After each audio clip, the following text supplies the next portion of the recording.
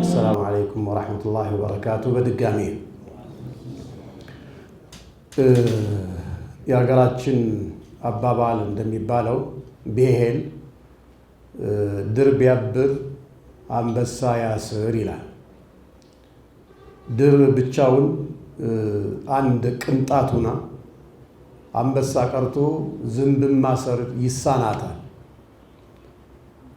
በጋራ ሆነው ሲገመዱ ግን አንበሳን ያህል ነገር አስረው በቁጥጥር ስር ማዋል የሚያስችላቸውን አቅምና ጉልበት ጥንካሬ ያገኛሉ ማለት ነው።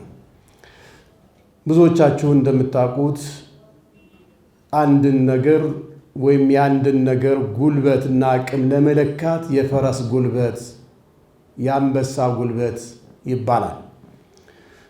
ከዚህ አንጻር ስንተባበር አንዱ ለሌላው አለይታና ዋልታ መከታ መሆን ሲጀምር የህብረተሰብ ግንባታ አንዱ ለሌላው ማሰብ ሲጀምር እስላማዊ እሴቱ እየጎለበተ ቀጨጮና ቀንጭሮ የነበረው እሳቤም ያን ያህል እየጠጠረ ይመጣና የህብረተሰብና የማህበረሰብ መተሳሰርና እርስ በርሱ መደጋገፍ የሚለው እሴት የበለጠ እየጎለበተ እየጠነከረ ይመጣል። ለዚህ ጥሩ ማሳያ የሚሆነን አንሳሮችን አላሁ ተባረከ ወተዓላ ያሞገሰበትና ያወደሰበትን አያት መዞ ማውጣቱ የበለጠ የሞራል ጥንካሬ ለስራ ተነሳሽነትንም ያመጣል።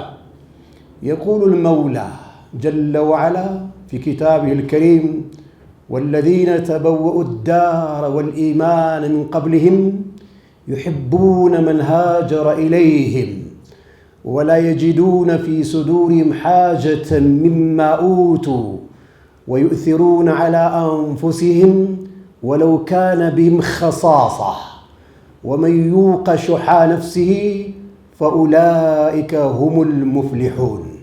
እነዚያ አንሳሮችን አላህ ተባረከ ወተዓላ ለዘላለም እየተወደሱና እየተወሱ እንዲኖሩ ያደረገበት አያት ቁርአንያ ነው። መካ ላይ እንደምታውቁት እስልምናን ሲቀበሉ ከሽርኩ ዓለም ሲርቁ የራሳቸው ቤተሰቦች እንኳ በጥላትነት ከመፈረጅም ባሻገር ጥቃት ሲያደርሱባቸው እንደነበረ ቁርአን ይናገራል፣ ታሪክም ይመሰክራል። ይህንን ስቃይና መከራ ለማረፍ ከፊሎቹና ገሚሶቹ ወደ ኢትዮጵያ ወደ ሀገራችን ሀበሻ ሲሰደዱ ሌሎች ደግሞ ወደ መዲና ሄዱ። ወደ መዲና ሲሄዱ የመዲና ሰዎች ቀድሞ ሀገር ያላቸው የተረጋጋ ኑሮ የሚኖሩ በመሆናቸው አንሳሮች ተብለው ሲጠሩ በቁርአን ስደተኞችና ደግሞ መከራና ስቃይ የደረሰባቸው ሙሃጅር ተብለው ተጠሩ።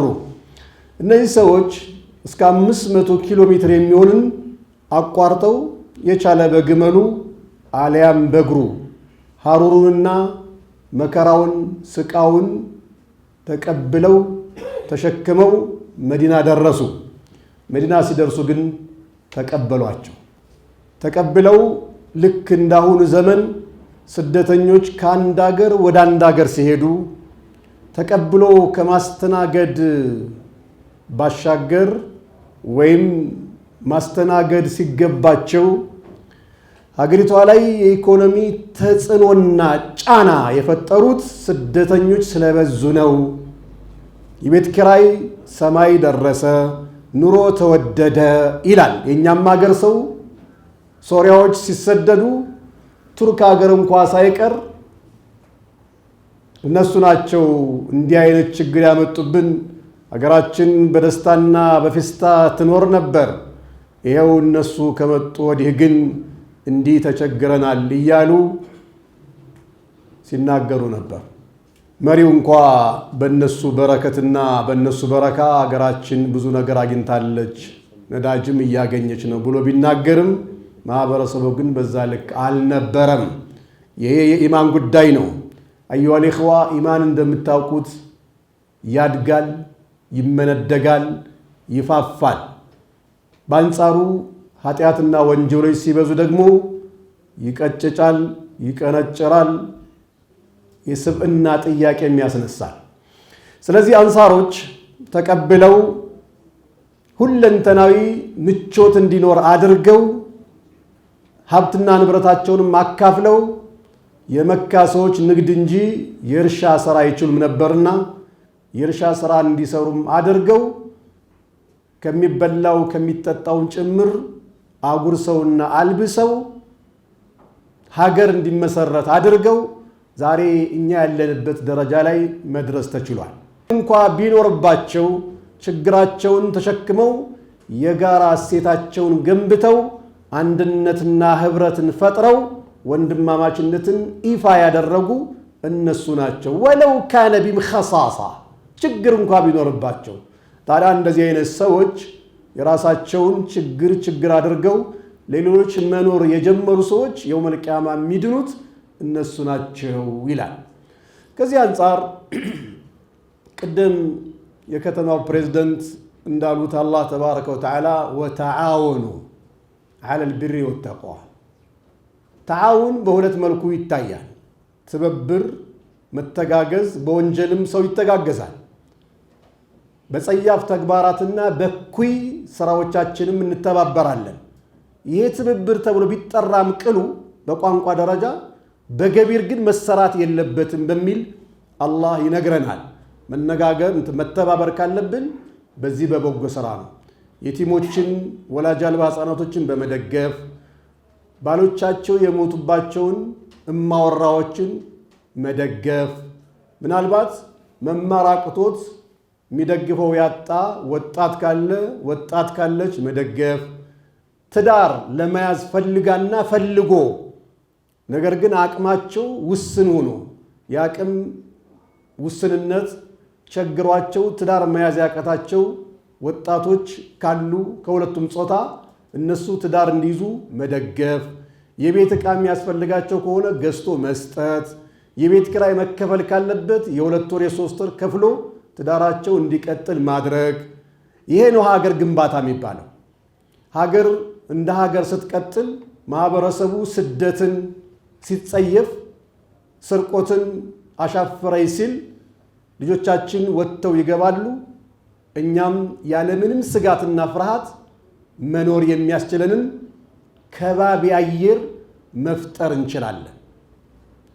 ስለዚህ ስሜቱ በራሱ ከቁርአን ጋር እጅግ በጣም የሚጣጣም የማይጣረስ ስራ በመሆኑ የበለጠ አጅር ያለው ዋጋ የሚያስከፍል ዱንያም ላይ ሰዎች ቅድም ፕሬዝዳንታችን እንዳሉት የልብ እርካታ ይገኛል። ደስታ የት ነሽ ተብሎ ይጠየቃል። ሰዎች ደስታን ለማግኘት በጠፍር መንኮራኩር እስከ ላይኛው ሰማይ ይደርሳሉ፣ ግን ፈልገው አጥተው ይመለሳሉ። 20 ሚሊዮን 40 ሚሊዮን ዶላር ተከፍሎ ይወጣል። እዛ ግን የለችም ደስታ። ደስታ ያለችው አሁን እናንተ በምትሰሩት ስራ ላይ ነው። ሰዎች አልቅሰው እንባቸውን ማበስ ሲቻል፣ ታርዘው ማልበስ ሲቻል፣ ተጨንቀውና ተጠበው እኔ ያለውልህ ተብሎ ያንን ሀምና ገማቸውን ወደ ደስታ መቀየር ሲቻል ያኔ ደስታ ማግኘት ይቻላል። ራም መጥፎ ነው፣ ቢእሰ ضجيع ተብሏል ይባላል። መጥፎ ጎረቤት የሚባለው መጥፎ ጎረቤት አለ እንደምታውቁት። ከዛ በላይ ግን ረሃብ ነው ይባላል። ረሃብ ስተኛ አብሮ ይተኛል። በቀኝ ብትገላበጥ በቀኝ አብሮ ይገላበጣል። በግራም ብትንጋለልም እንደዛው ነው። በዚህ ልክ ያለ ነገር ስለሆነ እነዚህ ነገሮችን መከላከል ምናልባት ሰው አዝኖ ተክዞ እኔ ጥሩ ነገር ሰሞኑን አየሁኝ ቲክቶክ አልፎ አልፎ እንዲሁ 1 ደቂቃ 2 ደቂቃ ሲኖረኝ ከሥራ ስመለስ ምን ካለ እስኪ እንደው ከመጥፎ መካከል አንድ ጥሩ ነገሮችም አይታጣም በሚል እሳቤ ሳይ አንዳንዶቹ ሱብሃንአላህ እርግጥ በየቦታው በጎ አድራጎቶች አሉ እንደና ባቡር ኸይርና እንደነ መቅዶኒያ እንዲህ ደካማዎችን ከአስፋልትና ከመንገድ አንስተው የሚንከባከቡ ሰፊና ቀና ልቦና ያላቸው ሰዎች እንዳሉ እናውቃለን። አንዳንዶቹ ደግሞ መንገድ ላይ ተክዘው አዝነው በቃ ይቻለም የኛ አይደለችም ብለው ወስነው የነበሩ ሰዎችን አግኝተው ከቦታ አስረስተው ገንዘብ ሰጥተው እንዲንቀሳቀሱና የዚህ ዓለም ትርጉምን የማወቅ እድልና ተስፋ ሲሰጣቸው ሳይ ደስ ይለኛል። አንዳንዶቹ በቪዲዮ እየቀረጹ በማህበረሰብ መካከል ያለውን ጋብ ውጭ ሀገርም ቢሆን በነጮችና በጥቁር መካከል ያለውን ጋብ ለማጥበብ የሚያደርጉት ጥረትን ሳላደንቅ አላልፍም። በዚህ መልኩ ያለውን ጋብም በሀብታምና በድሃ መካከል አንዳንዶቹ በዚህ ዙሪያ ጥናት የሚያደርጉ ጥሩ ማህበረሰብ የሚባለው 3 አይነት ጠበቃ ወይም 3 አይነት ደረጃ ያለው ማህበረሰብ ነው ይላሉ። ሀብታም፣ መካከለኛ ሀብታም፣ ድሃ። እነዚህ ተሰናስነው ላይኛው ድረስ መድረስ ይቻላል ይባላል። ግን በጣም ሀብታም በጣም ድሃ መሃል ላይ ጋብ ካለ ችግር ይፈጠራል ይላሉ። ምናልባት ላይ ያለው ታች ያለውን መፍቀድና ማየት መርዳት የማይችልበት አጋጣሚ ከተፈጠረ በጥላትነት የመፈራረጅ ሁኔታዎች ሁሉ ሊፈጠሩ ይችላሉ። እነዚህን ጋብ ሁሉ እናንተ ታጠባላችሁ ብለን እናምናለን።